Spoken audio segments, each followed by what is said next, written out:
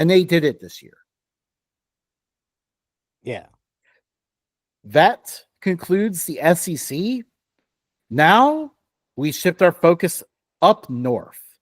We will go to the Big Ten, and we kick this off with the Illinois Fighting Illini. By the way, Illinois this is in alphabetical order, and the first team in alphabetical order for the Big Ten is an I. Yeah, I know. Isn't that weird? Oh, that's strange. But yeah, the Illinois Fighting Illini, they went 10-3 this year. Brett Bielema is back. Let's talk about the improvement this team made. I originally texted you B, but I'm going to go B+. They exceeded all expectations. They were competitive. They weren't really competitive with the top, like, 3 teams, which in the Big Ten, which the top 3 or 4 teams have always been leagues ahead of everybody else in the conference. But they were the best of the rest. Yeah, they, that's perfectly what they were. Entering the season, like, people wondered that this team could even make a bowl game. They quickly showed they were much better than that. A tough, hard-nosed defense, solid offense. This is exactly what you expect from a Brett Bielema team. And, really the only loss that you could look back on and really regret for them may have been the Minnesota loss. But other than that, they lost to the teams they were supposed to. And they even finished the season on the high note, beating a South Carolina team that many people pushed should have been in the playoff. So how about that? That is an impressive victory to close it out. And if a lot of people back, they need to figure out what's going to be at the receiver position. But other than that, vibes are really high in Champaign right now. Yep, they are. Next up, we have the breakthrough of the season, of the decade, of the century, I think here. The Indiana Hoosiers, they went 11-2. This was a program that had never won more than 9 games before in the season. They had only hit 9 wins once. And here they were breaking through with an 11-2 year. Matt, what are your thoughts on this? They get my highest grade of any conference. They get 100% A+. There were no expectations for Indiana coming into the season. Their expectations were, let's just get better. They didn't just get better. They had a historic season. Now, don't forget, in our Big Ten preview, mentioned Indiana as a possible sleeper team. You did. Now, I can't beat my drum too much because I said they were a sleeper team to probably reach a bowl game. Yeah. Instead, they made the playoff, and they played very well. They actually were pretty close against Ohio State. They could have stolen a win if it weren't for a couple of late play calls, at the end of the game. They also could have stolen one from Notre Dame. So we're talking maybe 5 total plays away from being undefeated. Yeah, now let's quickly mention their 2 losses were to the 2 teams that played for the national title. These aren't any 2 losses. They handled everyone else and only lost to the 2 best teams in the country. And the scores were closer than what it actually was. Yeah, for the most part. I think maybe they polished the Notre Dame game a little bit with some late points there, but that's not the thing here. This is the thing with Indiana is, and I gave them A+ as well. This was a historic breakthrough season. This was by far exceeding Indiana's expectations, and what Kurt Signetti, Google me, has done here is incredible. He's already gotten to the point where people are like, oh, Indiana's replacing a few things. They may only win 8 or 9 games next year.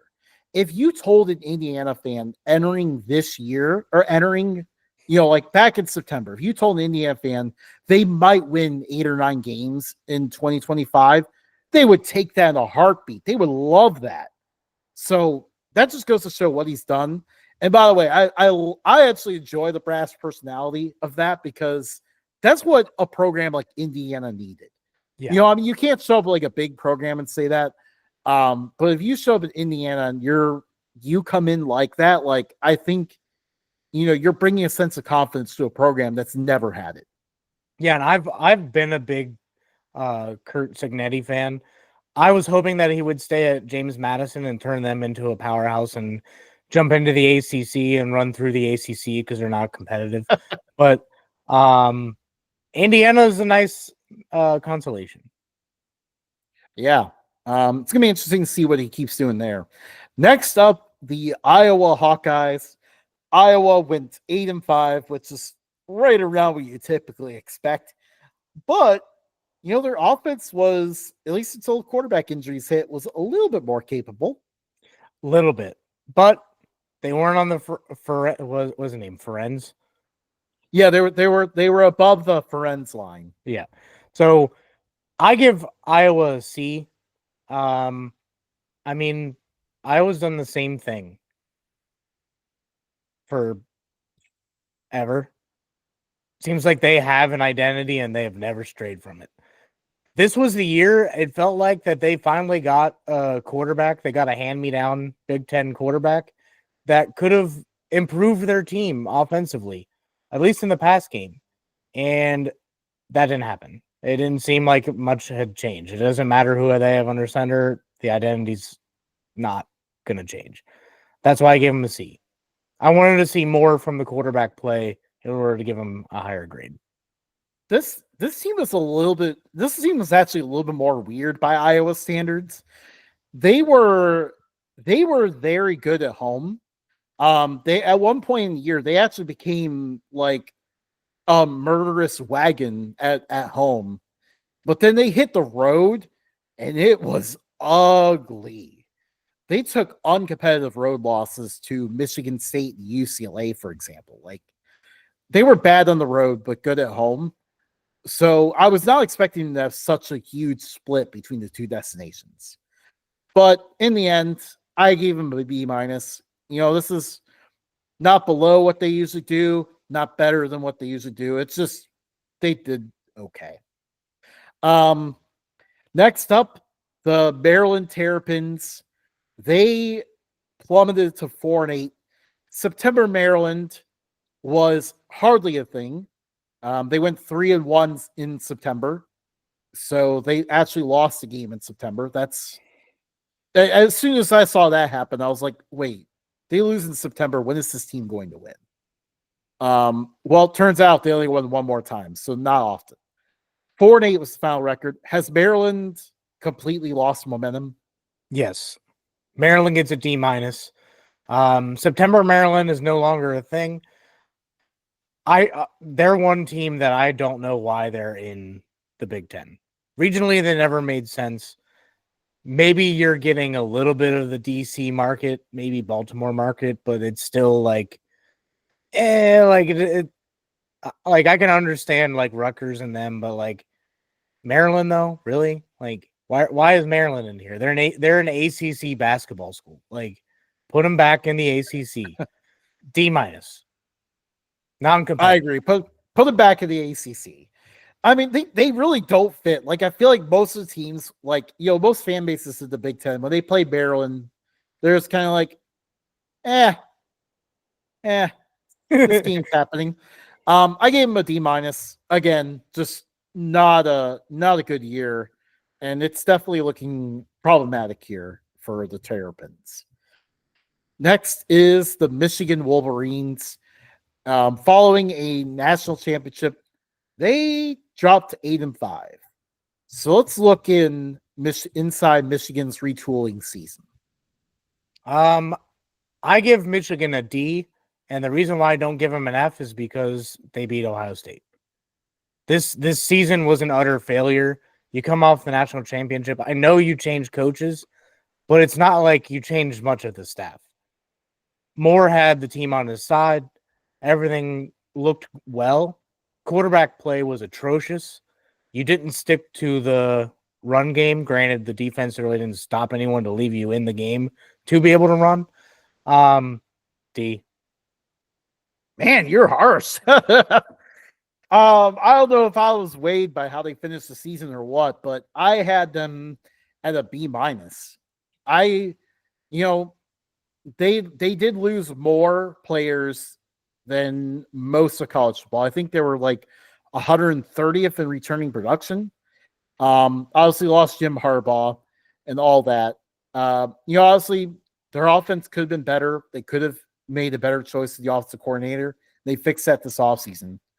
But, obviously the offense was very bad. That was inexcusable to have that product on the field. But, they found ways to still win games. They found a way to beat USC, still found a way to beat Ohio State, which is what really weighed the grade much higher for me, because that made their whole season, was that one game. That one game fixed everything for how Michigan fans felt about this season.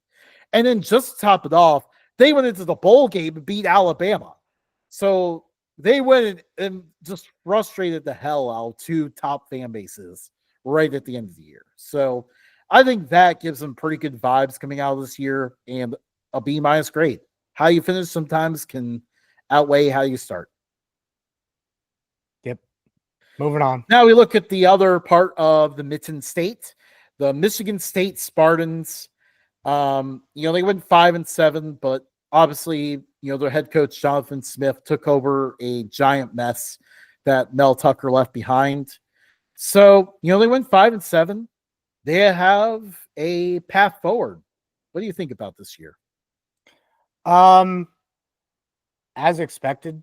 I gave them a D, just because they weren't that competitive, but they seem like one of those NFL teams that just, they can't get over the hump, so they strip everything down and start over, and that's where they're at right now. They're starting over. They have a decent look ahead. I mean, they got few decent recruits. They got a few good players, but they're in one of the best conferences, so it's going to be a little bit before they become overly competitive. Yeah, I give them a B minus just because, this is their first year. I think the Iowa game is probably their best highlight of the year. I would have probably preferred to see more progression out of their young quarterback, Aiden Childs, as the year went on, but he's still a guy you can build around. So this is a start, but, this offseason will be about, finding ways to get better. Yep. Next is the Minnesota Golden Gophers. They, had yet another routine where they started out the year kind of struggling a little bit. The offense looked bad. It was like, oh man, is this team even going to make a bowl game? Then comes the midseason hot streak, and all of a sudden, they're finishing the year 8-5, another bowl win. PJ Fleck continuing to bring solid results to Minnesota. Yeah, I think you can solidly expect 8 or 9 wins every year from Minnesota.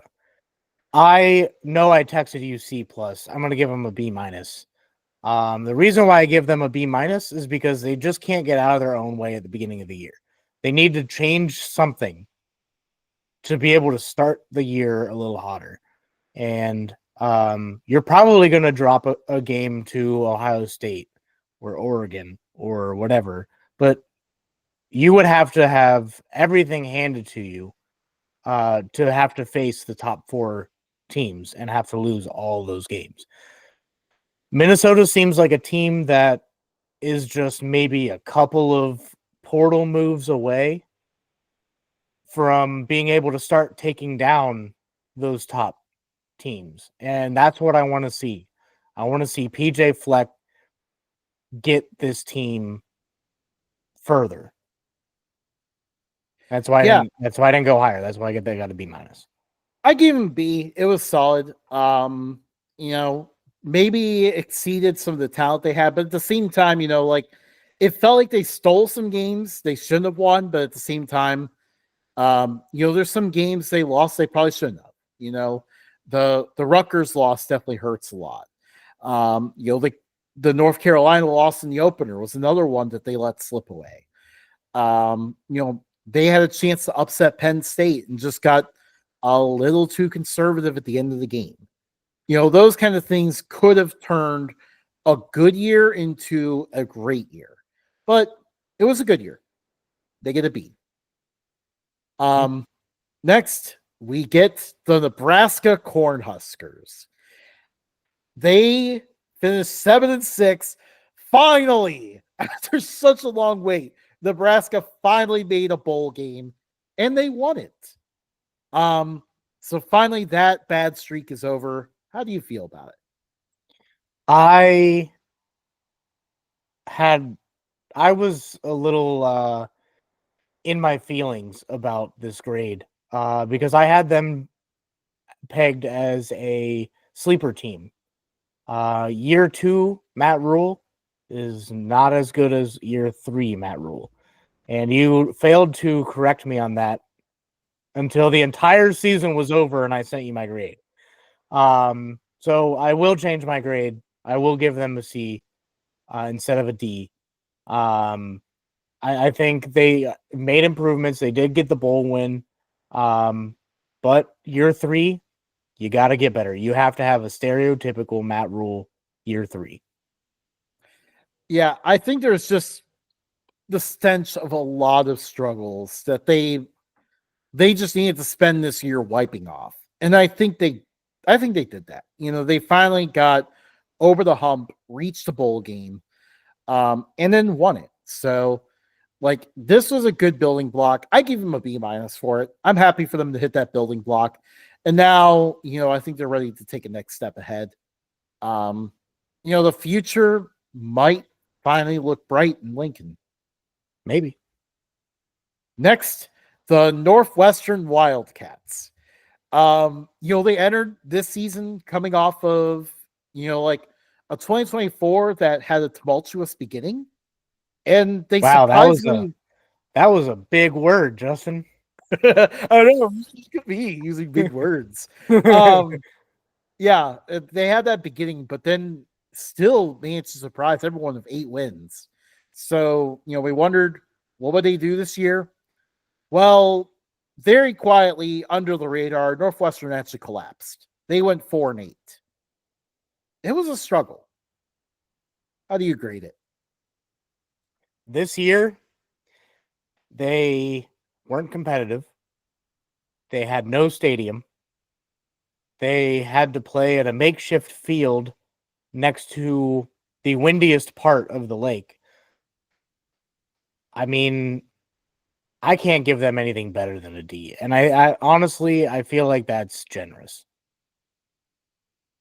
Yeah, I give him a D as well. The offense just couldn't get anything going all year. And it was just a massive disappointment. They had no offense to speak of whatsoever. And they're gonna have to go into this offseason figuring out how can they get better? How can they at least get their offense to be capable and help their defense out a little bit to try to overachieve again? Because that's kind of, Pat Fitzgerald's gone now, but it seems like we're back in that same routine where they overachieve one year and then collapse the next and then overachieve again. So we'll see if that pattern continues. But yeah, this season was rough for the Northwestern Wildcats. Now we get to our national champions, Ohio State. It's not as simple as national champions, though. During the season, Ohio State had hit rock bottom first, and they came from rock bottom to the mountaintop. This was a championship season really unlike any other. So I give them an A. I think if they had lost to pretty much any other 5-loss team, it would have been an A+. You won the national championship, but you lost to your most hated rival. And after that loss, 3/4 of the Ohio State fan base, and about almost all of them were the fringe fans, said that this season is a complete waste. No matter what happens after this, is for naught because we couldn't beat Michigan. Almost all of them walked it back after they won the national championship. So I want to grade it lower for the sole reason that the fans are super annoying and can't shut the hell up.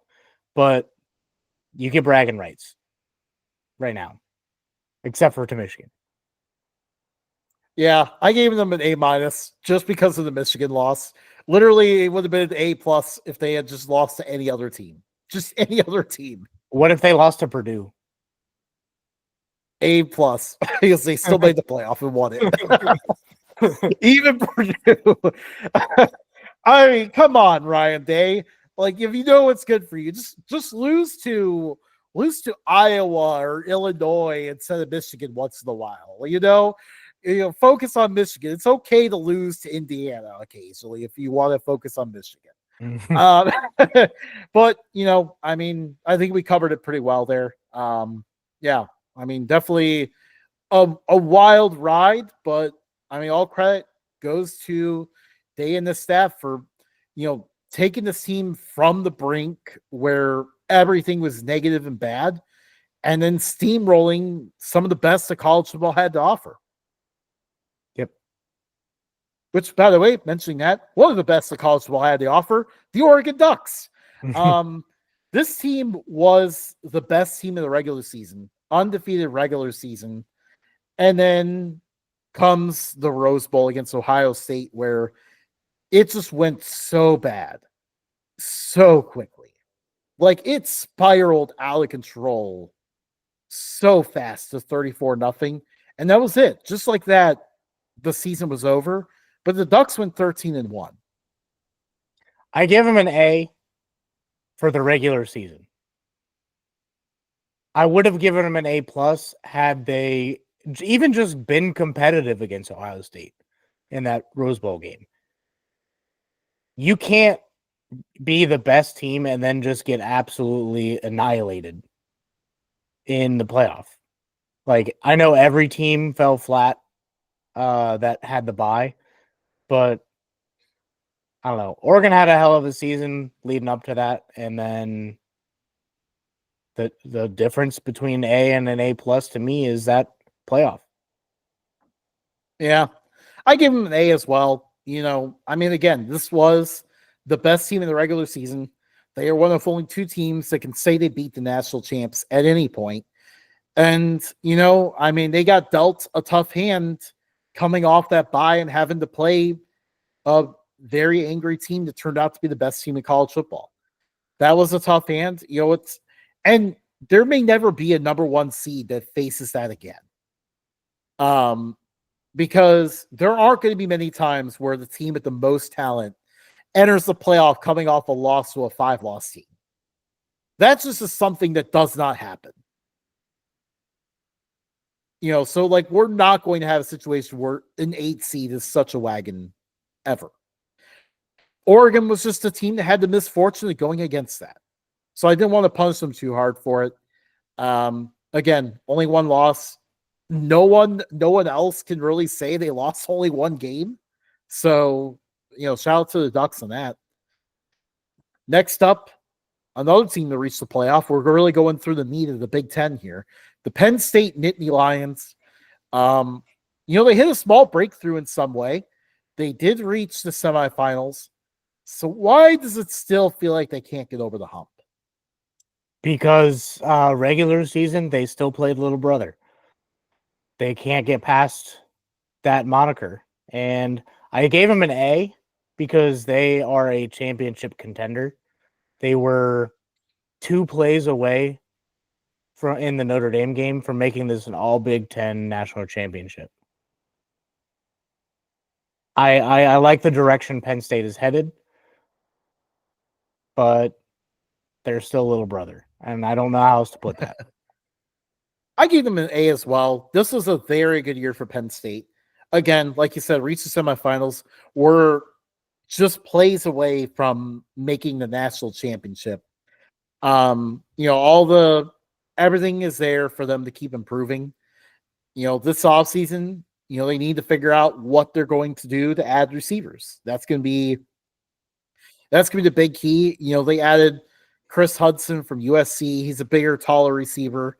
And then they added Ross, a receiver from Troy, who they're hoping will fit in. But I think with the guys that left, they need a full on overhaul at receiver, and they have not done that yet. But that's the only piece missing. Bringing back quarterback and 2 running backs, that's not bad. Yeah, I mean this is their all in year. Like we kind of saw it from Michigan 2 years ago. We saw it from Ohio State this past year. 2025 is going to be Penn State's all in year. This is going to be their year where they better do it, or they're going to see their window close for a little bit. And again, I think it's going to come down to what do they find at receiver. I think they need to continue to look for more, but it's going to be tough because this has not been as impactful of a portal year. But anyways, moving on to the Purdue Boilermakers. They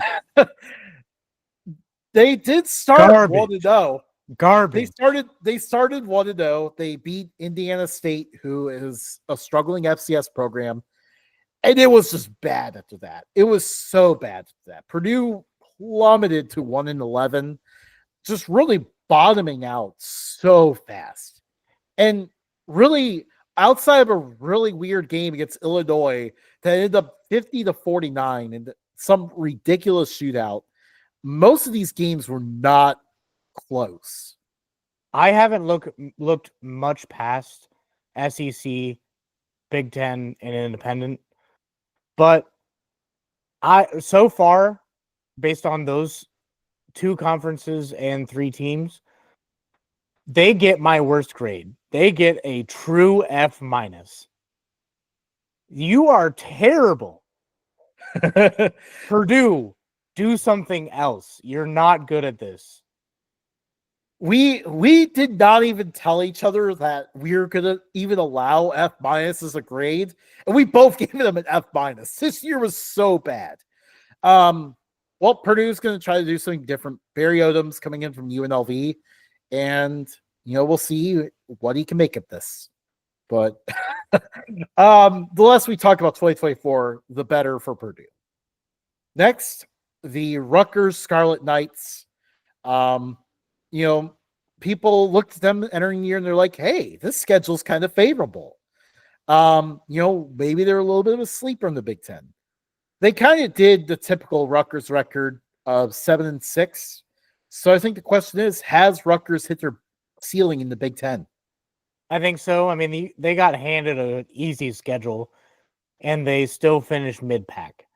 I gave them a D because they really couldn't live up to expectations of an easy schedule either. I understand Rutgers being in the Big Ten solely for the New York market, but does New York and New Jersey even watch football? Like maybe a pocket near Syracuse, but I feel like New York is so diverse in where people are from that they just root for the teams that are near. I don't 100% understand why Rutgers isn't in the American or something, but D. I gave him a B-. I mean, let's not forget, this is Rutgers. They have more disadvantages than most anyone else in the Big Ten. They really don't make a whole lot of sense here. You kind of look at this and you're just like, what are you doing here? But Greg Schiano knows this program, and he's helping them punch above their weight a little bit. I know we looked at the easy schedule and thought they would do better, but I would say about any time they're winning, they are punching above their weight. So, it was decent. 7-6 is fine. It's just fine. I gave him a B-. Next, we look at the Big Ten's other LA program, the UCLA Bruins. I have to constantly remind myself that they're actually in this conference. UCLA, like I don't even know what their future looks like. They're just they're so out of place here. I do. UCLA, I gave them a D. They're really only here because of USC. They haven't really done much of late. They had Chip Kelly a number of years ago. They did a little bit better. He left, and they are now cellar dwellers, and they're going to stay cellar dwellers in the Big Ten. I guess cellar dweller in the Big Ten is better than cellar dweller in the Pac-12, but still. I gave them a B minus. Honestly, like they went 5-7. It's Deshaun Foster's first year. Like you kind of they were fortunate to get past Hawaii in the opener even, and then it looked ugly, but really like they ended up doing a little bit better than expected. Like they started to pull off some unexpected wins. Like they beat Rutgers, they beat Nebraska. Like they pulled off some decent victories. I think they were expected to be the bottom of the conference, and they finished 5-7, which is honestly, I think, a little bit better than what was expected of them. So I gave them a B minus. I think it was a solid job.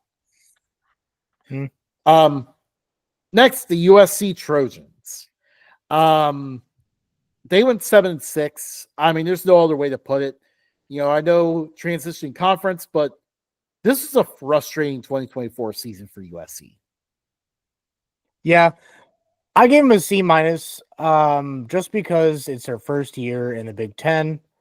They had to play a decent chunk of the top tier Big Ten teams, at least how it finished. But their expectations were rather high. I mean, USC is a storied program. They're on their way back. They had Caleb Williams. They have depth at quarterback position, so much so that they just started transferring out and going to a bunch of different schools. And this year they just couldn't live up to expectations. And I can't penalize them too much for being in a new conference with the travel that they had to do. But that's I couldn't really give better than a C minus either. I was a little bit harsher than you, just a little bit though. I gave him a D, just because it looks like they actually improved as a team, and they just underachieved. Like they let a lot of games slip away. You remember one of the favorite moments of the year, the "oh no, disaster, what a bad idea" game against Maryland. Remember, that was Maryland that had that disaster replay. Maryland was down 21-7, had that awful play before halftime. USC still let that game slip away. They still lost to that 4-8 Maryland team, 29-28 that game.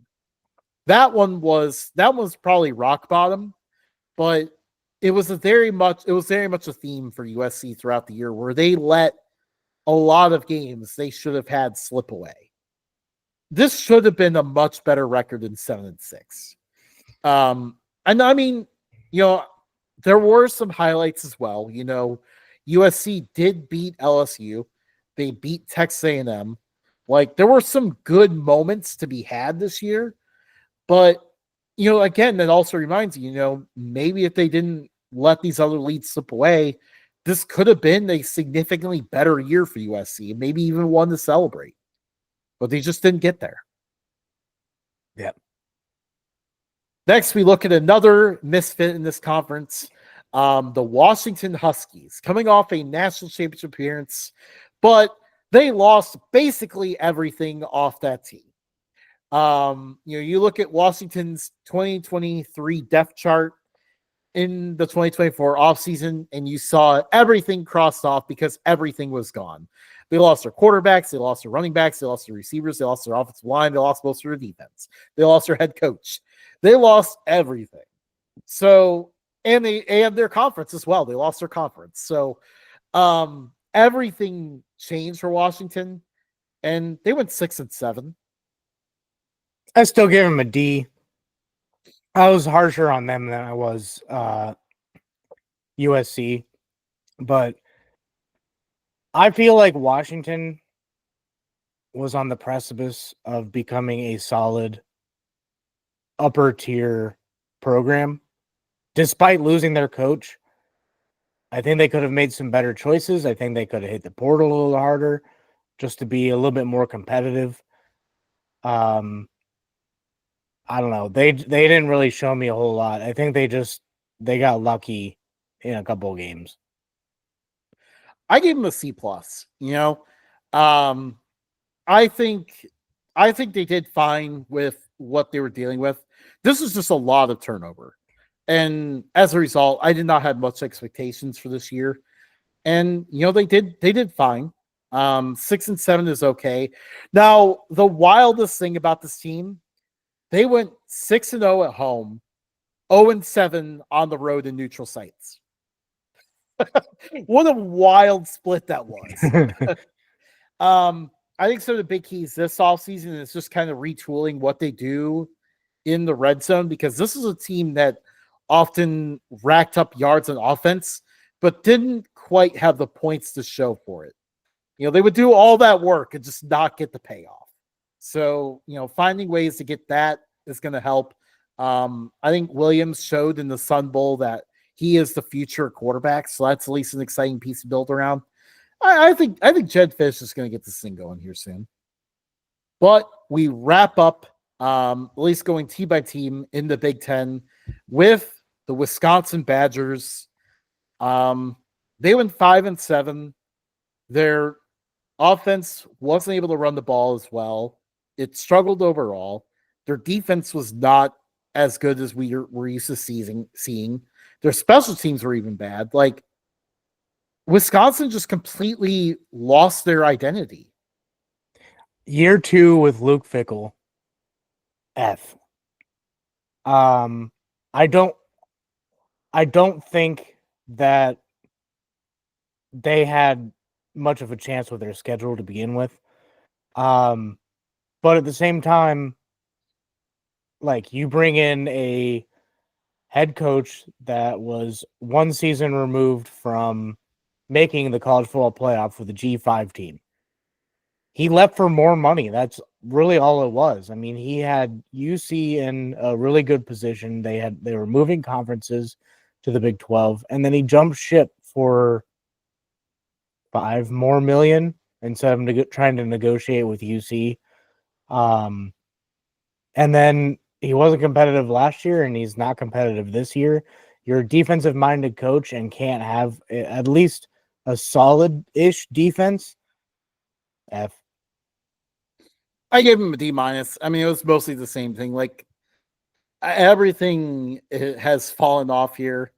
Obviously they wanted to do the Dairy Raid offense, which, on the surface it felt like it would work.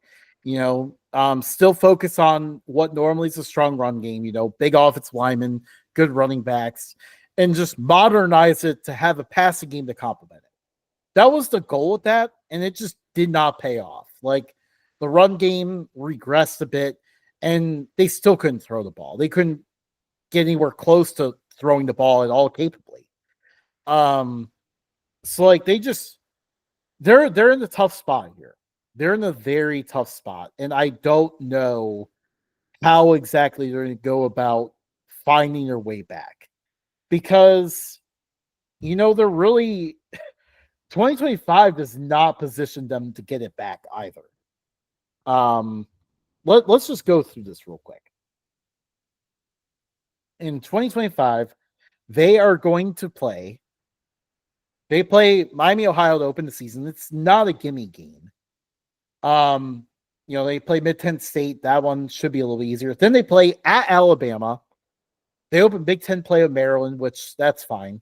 But then they play at Michigan, Iowa, versus Ohio State, at Oregon, Washington, at Indiana, Illinois, at Minnesota. that is brutal. These are teams that are like that. They're ending with 8 teams in a row that are probably going to finish towards the top of the Big Ten. Yep.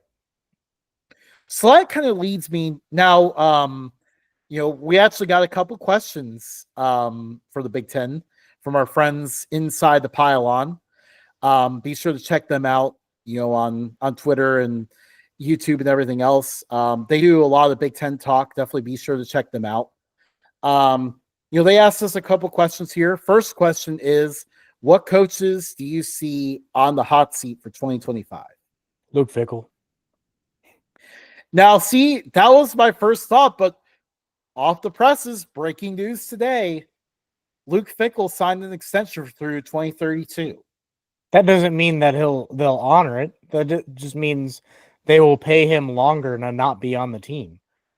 I know, but like in this era where you're about to have to pay players directly, you can't just be throwing money around with this. This is telling me that Wisconsin trusts him to figure this out. And they know that answer may not come in 2025, especially with that schedule. Another hot seat coach for me is going to be Mike Locksley at Maryland. Yep. The results were only okay beforehand. Obviously it was most of his good results were, obviously by the jokes we've been making, September. September was when he was winning, but then they can never stick the landing on those early starts. They've never reached the top 25 under his watch either. And now, at this 4 and 8 year, like he's under a lot of pressure this year to figure that out, to get even back to a winning record again. Yep. And then I think we have to at least ask the question. And, I don't like asking this question because, we know people that have worked with him before, but the question is Lincoln Riley on the hot seat? Yeah. I don't think it's as hot as some would. I think it's like that hot seat where it may get talked about later in the season, but nothing will end up happening this year. Or this next year. I think so. Like, I think there's pressure to win there. Obviously, he has high expectations for himself. Can we say orange seat on this one? Like it's heating up, but it's not really. It's a little warm. It's bathwater warm. Yeah. Like, obviously he doesn't like, losing like this. We know he has a track record, which gives him a longer leash. And also at the same time, he has a massive contract, massive buyout, which is going to be tough to afford in this new era. So, I think we don't have to worry too much about him. And, I think generally, we tend to see more patience out of Big Ten programs than we do SEC programs. So, that'll be a factor as well. Yeah. And then our next question is QB newcomer that we're most excited about for 2025. Now, I think, sometimes there's some of the more obvious ones. People are wondering how freshman Bryce Underwood's going to look for Michigan and stuff. But as someone that loves FCS football as me, my first answer, I want to see what Mark Gronowski does at Iowa. Obviously he has been incredible at South Dakota State, won 2 national titles, made the semifinals another year, has just been such an excellent quarterback. I'm excited to see what he's going to do in the Big Ten. At the very least, he gives Iowa a very capable quarterback. How he succeeds will depend on what they have around him, but this is the best quarterback that Iowa's had in a long time. These questions were not submitted to me prior to this show, so I'm going in blind. But there's 2 programs that I'm looking forward to seeing what they do at quarterback. Ohio State, do they go with Aaron Noland? Do they hit the portal, or do they have somebody else that they throw in there? Matt, so it actually clicked to me just now. Remember when you mentioned that South Carolina got a quarterback? Yeah. Earlier in the show? It was actually Aaron Nolan transferring there. Oh, that's okay. Who does Ohio State have a quarterback then? Julian Salen or Salen. That's right. Man, butchered that. And then what is Indiana going to do at quarterback? So, Fernando Mendoza, he came over from Cal, is probably expected to be their starter, which I was very close to picking him as well. And then the last one I have, it's not necessarily newcomer. It's how can Dylan Raiola get better, more consistent? We saw him this year. He was really good against. Shoot, I can't remember the order.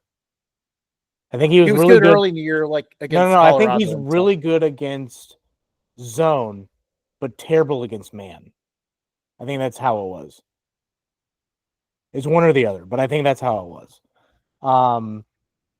I'd have like I said, I was not submitted this question. I would have done the research more. It had Justin shared with me that we were doing access questions. Okay, now if you're throwing me under the bus, I did text this to you, Matt. You did not text it to me. I'm looking at it right now. I did. I definitely did text that to you.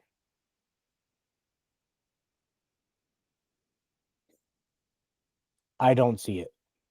I don't see it. We can argue off air. Okay, I guess.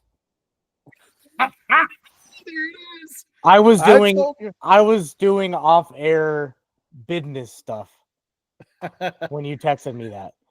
All right. So and it got lost in the shuffle of Illinois. So that is it. Like, subscribe, give us some love, watch our videos. We're trying to make a living out of this eventually. Follow us on X, Threads, Facebook, Instagram, TikTok. We're going to be posting a lot more on each of those. So give us a follow. We love conversation, so help us keep the conversation going. We'll see you guys next time. See you later.